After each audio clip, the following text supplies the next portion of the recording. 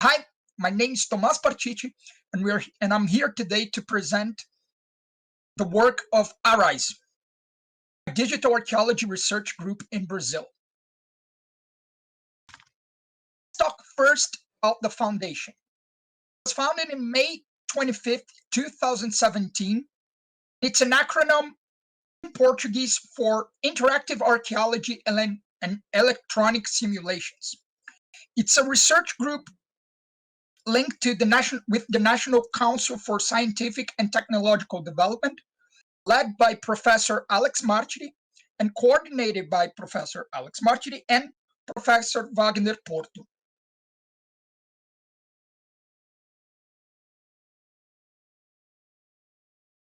Objectives of a group are various and a lot, but here we have the main objectives that we aim with this group. The study of hardware and software, and also digital methods applied to archaeology, analysis of material culture in video games, coming from the understanding that we have that video games are material culture. Of course, the research of digital environments with archaeological methods and methodology, of course. We also focused on the development of courses in the field of digital archaeology and methods that can be used on the area, like 3D modeling, for example. At the same time, we do have another focus that is very important to us and very dear to us, that is the production of electronic games aimed at education, of course, based in historical and archaeological research. We will showcase some of them and some of our current projects that are in this area. And just to say as well, the group is focused on those aspects, right? Our work daily basis consists of group discussions that are pretty much based on the system that we write texts on topics that we are interested in studying, of course, always in the field of digital archaeology.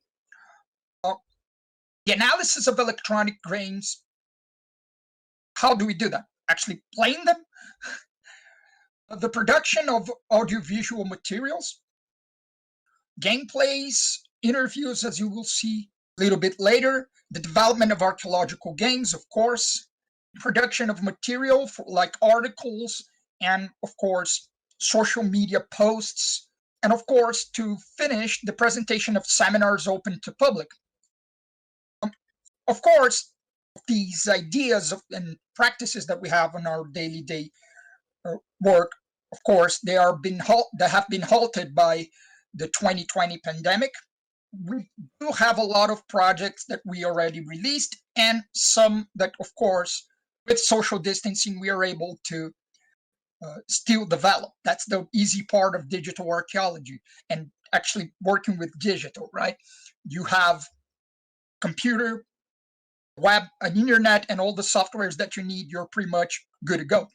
So one of our flagship content that is available, and talking about the video game making, is Samba Keys, A History Before Brazil. It was a video game with collaboration with Vinicius and Grupepi that we made that tells the story of the Shell Mound people, Samba Keys, somewhere between 3,000 years before Christ, and it is actually it's an archaeological game. It showcases all the processes of the production of archaeological knowledge, and it's available also in English, so it's a good way to. It's interesting. I'm not going to tell much first because I don't want to spoil the game, but it's available worldwide, so to speak. Collaboration in the project Samba Keys, it was between me, Alex, Jessica Mendes Cardoso, Renata Estevan. Both of these collaborators were actually our consultants. They both of them are archaeologists in the area, in the field of sambaquis, and they were a cornerstone of that project because without them, we wouldn't be able to develop the game, right? They both of them made all the research in terms of theses, articles, that imagery that helped in the construction of the landscape. So I will always be eternally grateful because without this project and without their acceptance in being part of this project, Morais wouldn't have existed the way it is today. So we'll always say thank you very much. We also have in 2020 the series of interviews that we are doing with renowned researchers in the area of digital archaeology, cyber archaeology, and multiple various projects that are in any shape or form linked to what Arise means as a research group and also as theoretical methodological and archaeological approaches. So some of them that are already available are in English and some in Portuguese. We, of course, since this is focused towards the Brazilian audience, all of the English ones are subtitled. So so we can reach the most amount of students, researchers, and people who are just interested in it, in the area of digital archaeology. And of course, we do have more than that and what is in this slide that are still up in the process of getting translated, and some of them will be released up until the end of the year. Well, same time, that's the interesting part of working with digital tools is that we don't stop.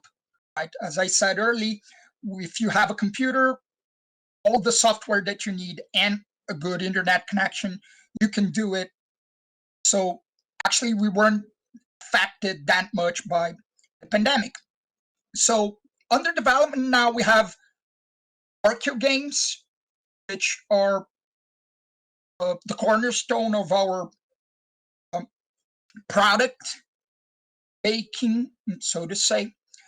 It's there are actually two projects. Erasmus Sugar Cane Mill, which is a collaboration with the museum at the archaeological site in Santos, which is the first sugar cane mill in Brazil from 1533, if I'm not mistaken. So we were talking about colonial archaeology, and it's a project that is going to be displayed at the museum that is currently on the archaeological site. As you can see, there's some modeling of not only the sugar cane mill, it is always done by Alex.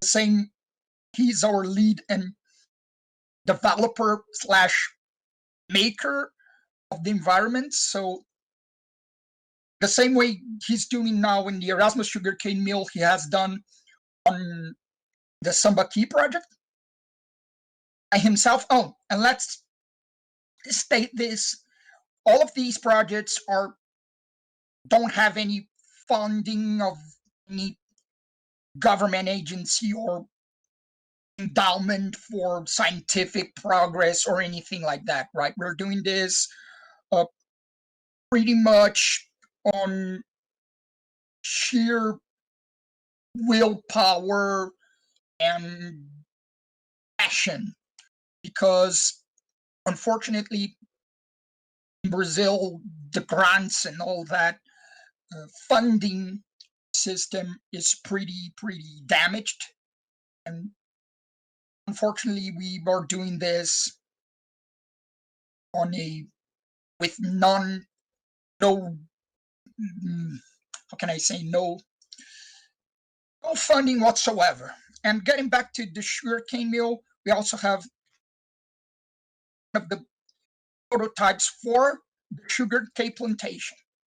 And Another project under development is Triumphs of Torlo, which actually is a digital and board game that also we aim to have a physical edition as well. And it's led by Vinicius Marino, which is one of our members, and is actually based on his PhD thesis about actually medieval Ireland in the 13th century, if I'm not mistaken, as well. As you can see here, we have been doing tryouts on Tabletop Simulator. So even in that, if we consider a board game, we can even, with this digital world of modern day world, we can even play test a board game. So we can still develop the project. At the end, these are the main works that we're doing. Unfortunately, as I said, the pandemic put a halt on anything that is non-digital, that is the developments of the game site, right? So we just have the developments of the games and the interviews that we have been doing. At the same time, I'm very much thankful for being able to present the group here on CAA, and thank you very much. Here are our social medias and our website.